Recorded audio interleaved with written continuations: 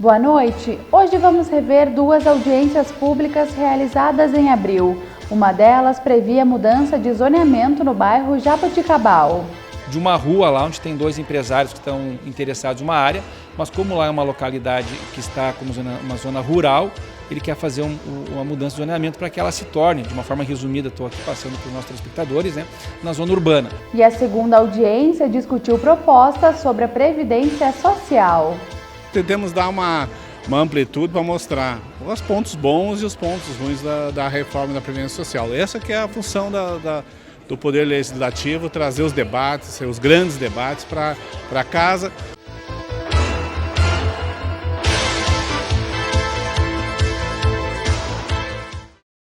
As comissões permanentes promoveram em abril uma audiência pública para discutir a alteração na planta de zoneamento urbano e a criação de uma zona especial de interesse social. A medida era necessária para a implantação de projetos habitacionais no bairro Jaboticabal. O plenarinho da Câmara ficou lotado para a audiência que foi conduzida por Patrick Cavalcante, presidente da Comissão de Constituição e Justiça. O debate foi em torno do projeto de lei complementar do vereador Paulo Necli, que busca estender o perímetro urbano do bairro Jaboticabal. Quando há alguma mudança no plano diretor, o zoneamento é obrigatório, então, que a Câmara possa fazer, então, após o trâmite legal no CMDI, haja audiência pública.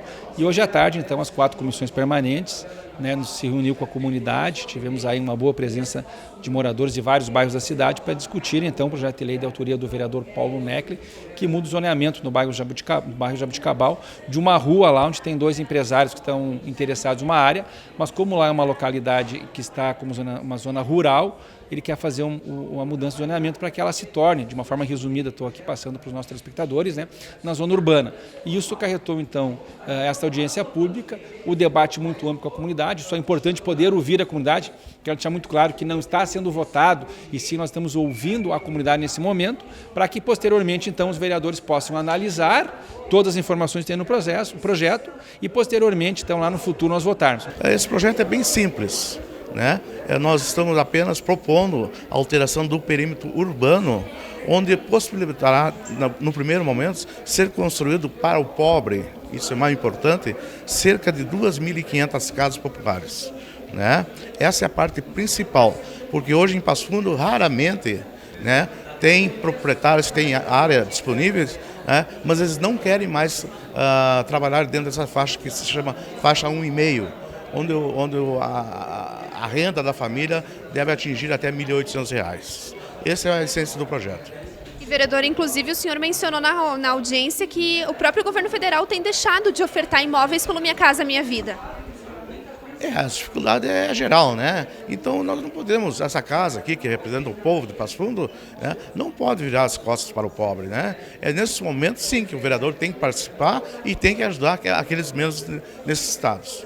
O Movimento Nacional de Luta pela Moradia é contra o empreendimento que não contempla a faixa de renda mais pobre. Por isso, Júlio Gonçalves trouxe uma sugestão aos vereadores. Porque não atende a população do faixa 1, que é a população mais pobre, que ganha abaixo de R$ 1.600. Então, ela vai atender uma demanda acima de R$ 1.600, que é o faixa 1,5. E que são outros critérios. Então, no nosso entendimento, ela deve entrar como zona de ocupação prioritária, que vai para qualquer tipo de empreendimento ou financiamento do mercado imobiliário, são outros critérios que o município e o Estado vai usá-los. A representante da Comissão de Direitos Humanos explicou que existem em Passo Fundo várias áreas que comportam projetos habitacionais. Desta forma, Edivânia pediu cautela para a análise do texto. Nós temos 124 vazios urbanos e pensar que hoje ir para o perímetro rural fica muito mais difícil aquilo que antes nós já tínhamos dito. Creche, escolas, transporte. Enquanto isso, nós temos então vazios urbanos que o município pode pensar de forma diferente para trabalhar essa dificuldade é esse problema que se tem, porque de fato nós temos um problema sério em Passo Fundo de moradia, quando nós discutimos que nós temos 50 ocupações. A Secretaria Municipal de Planejamento emitiu parecer contrário à mudança de zoneamento. Este engenheiro que teve acesso ao projeto concorda com a decisão. Adroaldo disse que faltam informações, como, por exemplo, o número definitivo de casas que serão construídas. A profundidade dos estudos é que vai nos dar todas as características da área. A gente nunca pode pensar numa área simplesmente pela planificação dela, sabe? Porque a área tem relevo, ela tem declividade, ela tem banhado, tem rio. E assim mesmo, como os vereadores falaram, a gente não quer saber de escola perto do banhado. Assim como a gente não quer saber de área pública que seja destinado a uso público perto de área inacessível. Então, o próprio projeto ali dentro, existe aparentemente pela fala do propositor e da fala do secretário, que existem inconsistências de 400 unidades habitacionais. Então, isso é relevante, né? As coisas têm que estar bem determinadas. Após as manifestações, foram definidos os próximos passos para o trâmite do projeto. O vereador Patrick Cavalcante comentou os principais encaminhamentos. Nós recebemos um documento por parte do Movimento à Moradia, questionando a legalidade desse projeto sendo aprovado por um projeto de lei de um vereador e não do executivo, a questão do vício. Foi questionado pela comunidade a questão do CMDI, que ou se passou pelo CMDI, sim, passou pelo CMDI, foi aprovado, mas há umas ressalvas por parte da própria secretária de Planejamento, que ela questiona ali que não tem um impacto de vizinhança e nem um impacto ambiental. Me surpreende que o próprio Executivo, que tem que, quando manda para o CMDI, já ter essas informações em mãos, ainda não tem. Eu fico triste de ver o Executivo, a Secretaria de Planejamento, mandar para a Câmara de Vereadores um projeto faltando peças. Então, o que nós decidimos então? A gente vai fazer o encaminhamento ao Executivo, fazendo um ofício, um pedido de informação, solicitando informações complementares, qual é o impacto de vizinhança, qual é o impacto ambiental e também como o Executivo vem fazendo audiências públicas para a mudança do plano diretor. Se nós votamos este momento, se nós votarmos esta alteração do zoneamento neste momento, não irá prejudicar a alteração do plano diretor no futuro que a Câmara vai aprovar. Se não tiver problema nenhum e não estiver dentro da área que será discutido o plano diretor, eu não vejo problema nenhum, desde que as informações cheguem até a casa. Caso contrário, nós estaremos então aguardando então que venha todo o projeto, o plano diretor, para que a gente possa, no contexto geral, fazer alteração. O que não dá mais é para o nosso plano diretor ser uma coxa de retalho. A gente aprova por os próximos 20 anos e fica toda vez fazendo alterações e mudanças. Então nós queremos, em definitivo, então, fazer essa discussão com a comunidade. O Jornal da Câmara faz agora um rápido intervalo e no segundo bloco vamos rever outra audiência pública realizada no mês de abril.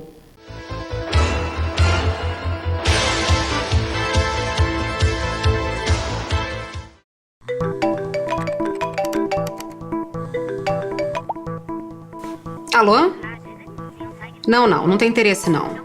Não quero esse tipo de serviço não. Obrigada, bom trabalho, viu? Olha, a partir de agora eu não preciso mais passar por isso. E nem você. Já existe um site onde a gente pode pedir o bloqueio dessas ligações indesejadas que oferecem serviços de telefonia, TV por assinatura e internet. É o Não Me Perturbe. Então é só a gente se cadastrar no site que em até 30 dias esse tipo de chamada vai ser bloqueada. A Anatel exigiu que as empresas tivessem uma lista. Então, ainda que o usuário tenha mais de um acesso de serviços de telecomunicações, 2 celulares móveis, um celular e um telefone fixo, ele pode cadastrar esses números para que ele não receba nenhum tipo de telemarketing de empresas de telecomunicações. Nós estimamos que entre 30% e 35% das chamadas de telemarketing sejam oriundas do setor de telecomunicações e, portanto, acho importante que a Anatel efetivamente dê a sua contribuição para minorar esse fardo que é imposto ao consumidor. Pronto, agora eu não preciso mais me preocupar com isso. E nem você, é só se cadastrar.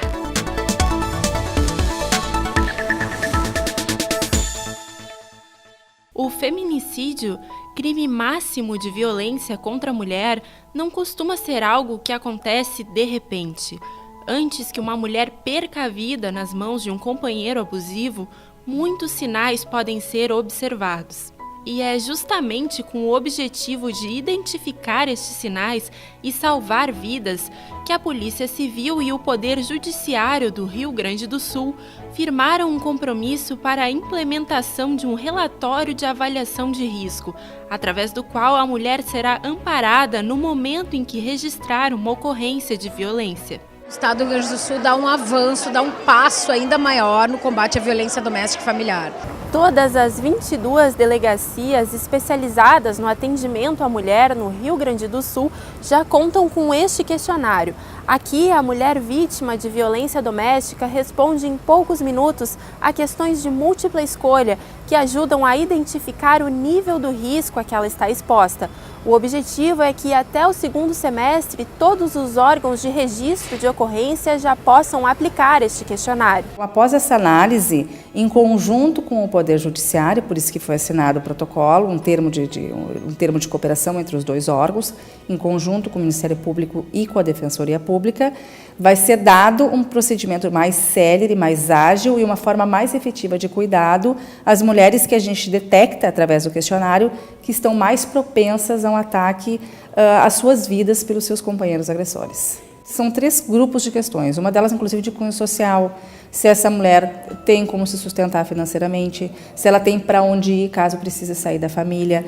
Além do questionário de graduação de risco, também serão montadas nas delegacias salas especiais para atender com maior acolhimento às mulheres e estimular a denúncia da violência doméstica. Essas salas nós vamos começar agora até o final do mês, já queremos ter 2 salas, nós estamos chamando de Sala das Margaridas, pelo simbolismo que é a flor, que renova. A flor tem um simbolismo especial porque a cada pétala que é tirada, ela gera uma nova vida. Então é mostrar que a mulher, mesmo sozinha, ela pode sim ser uma grande mulher, empoderada e romper essa violência e ter uma vida muito melhor do que aquela que ela vive dentro de um ciclo de violência doméstica e familiar.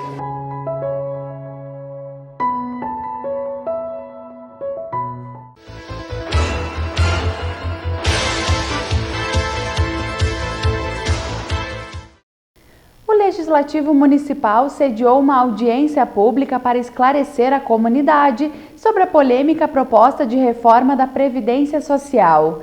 Na ocasião, representantes de diversas instituições falaram sobre aposentadoria, regimes próprios e benefícios assistenciais. A PEC 6 de 2019, em análise no Congresso, prevê uma transformação do sistema de previdência social.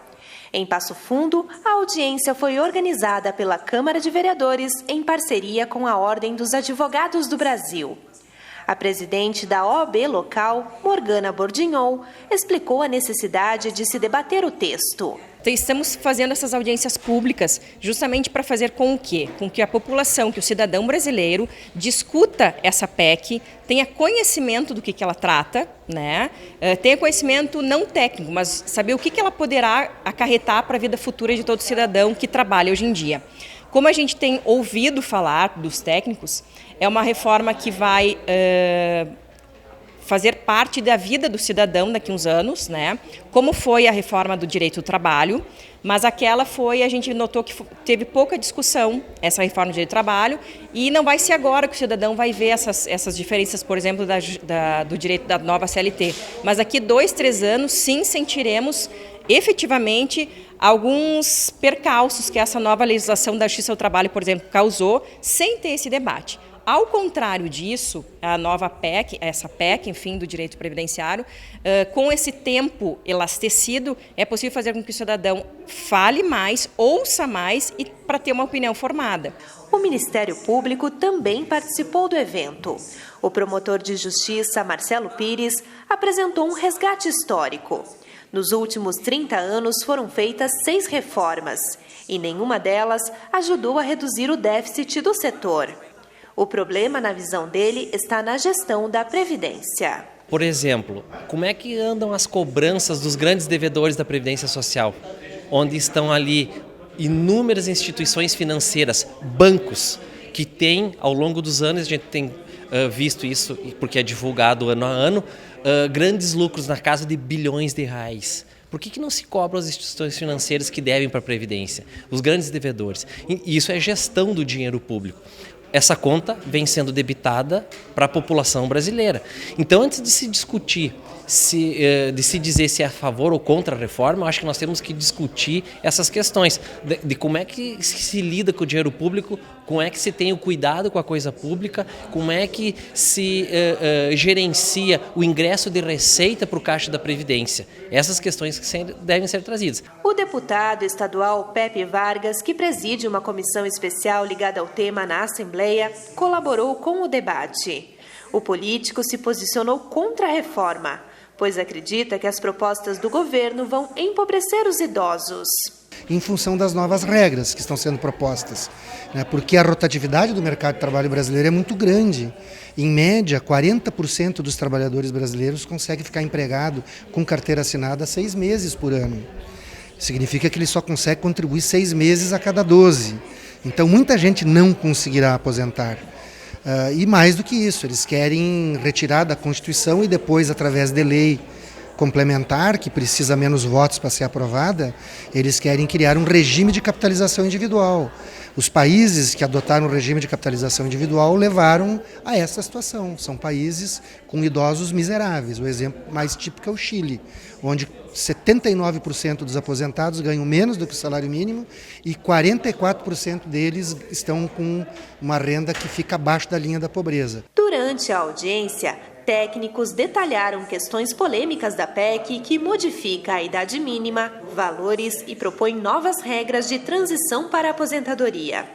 O advogado Anderson de Tomasi Ribeiro identificou uma série de prejuízos. O governo hoje, com uma regra de 65 e 62 de idade mínima e tempo de contribuição de 20 anos, com lei complementar, ele pode alterar essa regra daqui 2 meses, por exemplo, com um quórum bem menor, né, criar novas regras.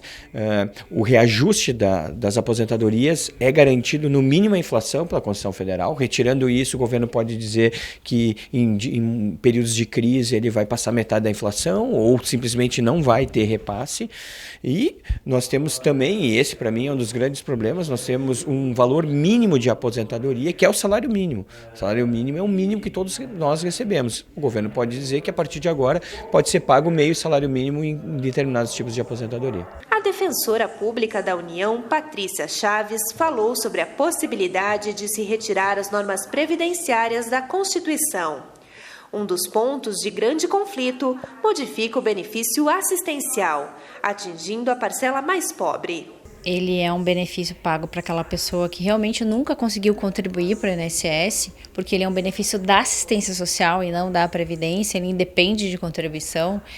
Ele é um benefício muito importante para essas pessoas que são extremamente vulneráveis e vivem numa situação de miserabilidade. Então, restringir o acesso a ele é muito perigoso e é um verdadeiro retrocesso, porque esse benefício ele já é garantido a partir dos 65 anos para o idoso ou para aquela pessoa que se enquadra como deficiente físico. Então, esse benefício já é no valor de um salário mínimo. E pela proposta que nós estamos vendo da reforma é que ele seja reduzido para R$ 400 mensais sem nenhuma possibilidade de reajuste. A partir dos 60, mas vai até os 70 anos, mas ele não tem nenhuma possibilidade de reajuste e fica abaixo do salário mínimo, que é uma questão que fere principalmente a Constituição Federal. A audiência, que durou mais de 3 horas, lotou a Casa do Povo. O presidente Fernando Rigon reforçou o compromisso do Legislativo Municipal com a informação da comunidade sobre seus direitos e deveres. Nós tentamos trazer vários temas, vários debatedores, temos o pessoal da FETAG, o pessoal da Anfip, que cuida da questão da arrecadação, temos advogados, a OAB muito bem representada, temos o pessoal da Brigada Militar, então tentamos dar uma amplitude para mostrar os pontos bons e os pontos ruins da reforma da Previdência Social. Essa que é a função do Poder Legislativo, trazer os debates, os grandes debates para casa. Deu para o pessoal ter uma ideia da posição. Queremos agradecer aqui a presença do deputado Pompeu de Matos, o único deputado federal presente, ao deputado Pepe Vargas, que trouxe aqui também a visão da Assembleia Legislativa. Então, a Defensoria Pública, o Ministério Público, isso foi importante. Então, a gente fez uma soma de pessoas, de entidades, população muito presente, isso foi bacana, né? Até agora o fim cheio, estendeu até por um tempo superior ao que a gente tinha ideia, mas buscamos trazer, oportunizar as pessoas que a hora do esclarecimento, a hora do debate é agora. E o Jornal da Câmara desta quarta-feira termina aqui. Obrigada pela sua companhia e uma boa noite.